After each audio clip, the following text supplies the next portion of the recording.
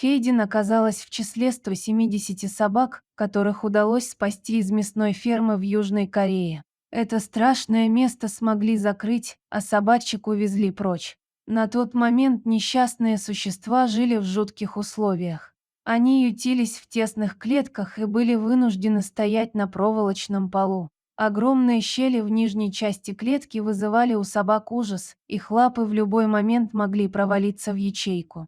Единственным утешением было то, что животные, уготованные на съедение, могли тесно прижаться друг к дружке и почувствовать тепло.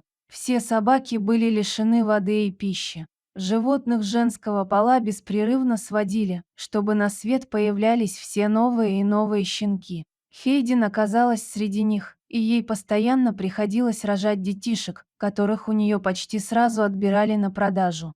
Когда весь этот кошмар закончился, бедная собака никак не могла оправиться от потрясения. Она попала на передержку, но довериться людям у нее не получалось. Хейден отказывалась от еды и не выходила из клетки, в которой сидела. Конечно, теперь это было удобное место, ведь здесь находились теплые одеяла, а не жесткий пол, на котором еще недавно приходилось терпеть мучения собаки. Психологическая травма отразилась на Хейден, и семье, взявшей ее на передержку, пришлось запастись терпением, чтобы помочь бедному животному выбраться из своей скорлупы. Постепенно питомица стала совсем другой. Она начала доверять людям и почувствовала себя в безопасности. Сегодня ей нравится бегать во дворе, играть в парке и гулять в гористой местности.